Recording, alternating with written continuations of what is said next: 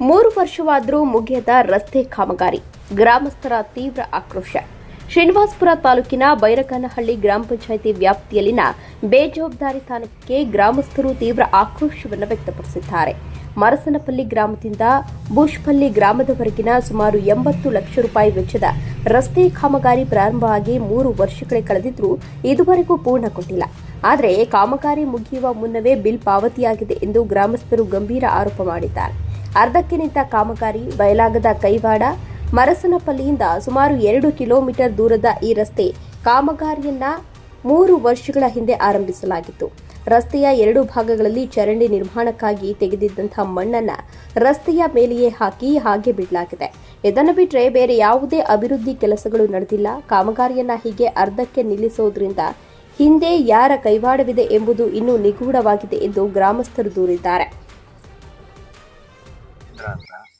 ಮರಸನಪಲ್ಲಿ ಈ ರೋಡ್ ಒಂದು 3 ವರ್ಷಕ್ಕೆ ಮುಂಚೆ ಶಾಂಕ್ಷನ್ ಆಗಿತ್ತು. ರಮೇಶ್ ಕುಮಾರ್ ಸೋತಾದ್ಮೇಲೆ ವೆಂಕಟೇಶ್ವರ ರೆಡ್ಡಿ ಬಂದರು. ಅವ್ರು ಯಾರು ಕೆಲಸ ಮಾಡ್ತೀವಿ ಅಂತ ಬಂದು JCP ತಂದು JCPಯಲ್ಲಿ ಸದರ ಹಾಕ್ಬಿಟ್ಟು ರೋಲರ್ ತರಿಸ್ಬಿಟ್ಟು ಹಂಗೆ ಏನೂ ಕೆಲಸ ಮಾಡಿಲ್ಲ. ಆ ರೋಲರಲ್ಲಿ ಓಡಾಡಿಸ್ಬಿಟ್ಟು ಹಂಗೆ ಹೋದ್ರು. ಈ ಮರಗಳಲ್ಲಿ ಬಿಸಾಕ್ಬಿಟ್ರು. ಈ ಬಿಲ್ಲು ಆಗ್ಬಿಟ್ಟು ಎಲ್ಲ ತಿಂದ್ಬಿಟ್ಟಿದ್ದಾರಂತೆ. ಈ ರೋಡ್ ಲಾಸ್ಟ್ಲಿ ಇಲ್ಲಿಂದ ಸಿಮೆಂಟ್ ರೋಡು, ಮುಂದೆ ತಾರ್ ರೋಡ್ ಎಲ್ಲ ಆಗಬೇಕು. ಏನೂ ಹಾಕಿಲ್ಲ. ಬಿಲ್ ಮಾತ್ರ ಪಾಸ್ ಆಗೋದು.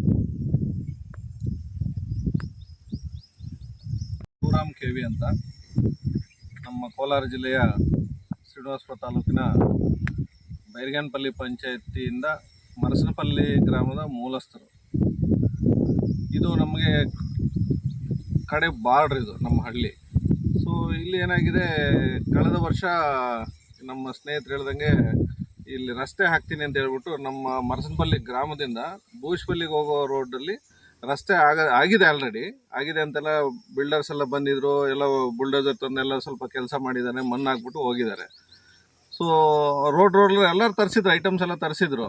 ಇನ್ನೇನು ತಾರ ಹಾಕ್ತಾರೆ ಅನ್ನೋಷ್ಟೊಳಗಡೆ, ಜಲ್ಲಿ ಹಾಕ್ತಾರೆ ಅನ್ನೋಷ್ಟೊಳಗಡೆ ಎಲ್ಲ ಗಾಡಿಗಳು ಮಾಯ ಆಗ್ಬಿಟ್ವು. ಸೊ ನಾವೇನೋ ಬೇರೆ ಎಲ್ಲರೂ ಕೆಲಸ ಮಾಡ್ತಾ ಇರ್ತಾರೆ, ಇನ್ನೊಂದು ಸ್ವಲ್ಪ ದಿನ ಬಿಟ್ಟು ಮಾಡ್ತಾರೆ ಅಂತ ಹೇಳ್ಬಿಟ್ಟು ನಾವು ಎಲ್ಲ ಕಾಯ್ಕೊಂಡಿದ್ವಿ. ಈಗ 1 ವರ್ಷದ ಮೇಲಾಗಿದೆ, ಇದುವರೆಗೂ ಮತ್ತೆ ಇವ್ರು ಯಾರು ಈ ಕಡೆ ಸುಳ್ಳಿಲಿಲ್ಲ. ಆಮೇಲೆ ಹೀಗೆ ಮಾತಾಡ್ತಾ ಎಲ್ಲರ ಬಾಯಲ್ಲಿ ಈಗ ಬರೋಕ್ಕೆ ಏನು ಶುರುವಾಗಿದೆ ಅಂದರೆ, ಈ ರೋಡ್ ಆಲ್ರೆಡಿ ಬಿಲ್ ಆಗೋಗಿದೆ. ಬಿಲ್ ಮಾಡ್ಕೊಂಡೆಲ್ಲ ಬಿಲ್ಡರ್ಸು, ಅಧಿಕಾರಿಗಳು, ರಾಜಕಾರಣಿಗಳೆಲ್ಲ ಭಾಗಿಯಾಗಿ ಏನೋ ಮಾಡ್ಕೊಂಡಿದ್ದಾರೆ ಅಂತ ಹೇಳ್ಬಿಟ್ಟು ಸುದ್ದಿ ಭಾಳ ಫಾಸ್ಟಾಗಿ ಹರಿದಾಡ್ತಾ ಇದೆ. ಯಾಕೆ ಅವ್ರು ಬಂದಿಲ್ಲ ಅಂದರೆ ಇದು ಉದ್ದೇಶ ಅದೇ ಇರುತ್ತೆ, ಬೇರೆ ಇನ್ನೇನು ಇರೋದಿಲ್ಲ. ಯಾಕಂದರೆ ಕಡೆಯ ಗ್ರಾಮ, ಇಲ್ಲಿ ಯಾರು ಹೇಳೋರಿಲ್ಲ, ಇದನ್ನ ಬಿಡು, ಅನಾಥವಾಗಿದೆ ಆ ಗ್ರಾಮಗಳು ಅಂತ ಹೇಳ್ಬಿಟ್ಟು ಮಾಡ್ಕೊಂಡಿದ್ದಾರೆ. ಇಲ್ಲಿನ ರೈತರು ಪಾಪ ಇವತ್ತು ಬರುತ್ತೆ ನಾಳೆ ಬರುತ್ತೆ ಅಂತ ಹೇಳ್ಬಿಟ್ಟು ನಾವು ಕಾಯ್ಕೊಂಡಿದ್ದೇವೆ, ತಾರ್ ರೋಡ್ ಆಗೇ ಆಗತ್ತೆ ಅಂತ. ನೋಡಿ, ಸ್ವತಂತ್ರ ಬಂದು 80 ವರ್ಷ ಆಗ್ತಾ ಇದೆ. ಇದುವರೆಗೂ ಒಂದು ರಸ್ತೆ ಮಾಡೋದಕ್ಕೆ ನಾವಿಷ್ಟು ಕಣ್ಣಲ್ಲಿ ಎಣ್ಣೆ ಬಿಟ್ಕೊಂಡು ನೋಡುವಂಥ ಪರಿಸ್ಥಿತಿ ನಿರ್ಮಾಣ ಆಗಿದೆ. ಇದರ ಮುಖ್ಯ ಉದ್ದೇಶ ಇವತ್ತು ನಾವೇನು ಹೇಳಕ್ಕೆ ಇಷ್ಟಪಡ್ತೀವಿ ಅಂದರೆ, ಈ ರಸ್ತೆ ಯಾವ ಇಲಾಖೆಗೆ ಸೇರಿದೆ ಯಾರಿಗೂ ಗೊತ್ತಿಲ್ಲ, ಸರಿಯಾಗಿ ಯಾರು ಬಿಲ್ಡರು ಯಾರಿಗೂ ಗೊತ್ತಿಲ್ಲ. ಇದಕ್ಕೆ ಸಂಬಂಧಪಟ್ಟ ಅಧಿಕಾರಿಗಳು ಈ ಮಾಧ್ಯಮ ಮುಖಾಂತರ ನಾವು ತಿಳಿಸ್ತಾ ಇದ್ದೀವಿ, ಮತ್ತು ಶಾಸಕರು ಕೂಡ ಇದನ್ನು ಪತ್ತೆ ಹಚ್ಚಿ ನಮಗೆ ಇದನ್ನು ನ್ಯಾಯ ಒದಗಿಸ್ಬಿಟ್ಟು ಈ ರಸ್ತೆ ಹಾಕ್ಸ್ಬೇಕು ಅಂತ ಹೇಳ್ಬಿಟ್ಟು ನಾವು ಕೇಳ್ಕೊತಾ ಇದ್ದೀವಿ. ಅದನ್ನು ಬಿಟ್ಟು ಅವರೇನೋ ನೆಗ್ಲೆಕ್ಟ್ ಮಾಡಿದ್ರೆ, ನಾವೇನಾದ್ರು ಪತ್ತೆ ಹಚ್ಚಿದ್ರೆ ಇದು ಕತೆ ಮತ್ತೆ ಬೇರೆ ರೀತಿ ನಾವು ಉಗ್ರವಾದ ಹೋರಾಟ ಮಾಡಬೇಕಾಗತ್ತೆ. ಸೊ ದಯವಿಟ್ಟು ಇದನ್ನು ಗಮನಕ್ಕೆ ತರ್ತಾ ಇದ್ದೀವಿ. ಯಾವುದೇ ಕಾರಣಕ್ಕೆ ಇದನ್ನು ನಿರ್ಲಕ್ಷಿಸಬೇಡಿ. ಯಾಕಂದರೆ ಕಡೆ ಗ್ರಾಮಗಳು, ನಾವು ಇನ್ನು ಜೀವನದಲ್ಲಿ ಯಾವಾಗಲೂ ನೋಡ್ತೀವೇನೋ ಗೊತ್ತಿಲ್ಲ, 82 ಲಕ್ಷ ರೂಪಾಯಿ ಬಿಲ್ ಆಗಿದೆ ಅಂತೆ. 1 ಲಕ್ಷ ರೂಪಾಯಿ ಕೆಲಸ ಮಾಡಿರಲ್ಲ ಅವರು. ಸೊ ಇಷ್ಟೊಂದು ಅನ್ಯಾಯವಾಗಿ ಗ್ರಾಮಗಳಿಗೆ ದ್ರೋಹ ಮಾಡೋದಕ್ಕೆ ನಿಮ್ಗೆ ಅಧಿಕಾರಿಗಳಾಗಿ ನಾವು ನೇಮಕ ಮಾಡ್ಕೋಬೇಕಾಗಿತ್ತ, ರಾಜಕಾರಣಿಗಳಿಗೆ ನಾವು ಆಯ್ಕೆ ಮಾಡ್ಕೋಬೇಕಾಗಿತ್ತ, ನಮಗೆ ಸಂದೇಶ ಬರುತ್ತೆ. ಮುಂದಿನ ಜನಾಂಗಕ್ಕೆ ನಾವು ಏನು ಅಂತ ಸಂದೇಶ ಕೊಡಬೇಕು ಅಂತ ನಮಗೆ ಭಾಳ ಬೇಸರ ಆಗುತ್ತೆ.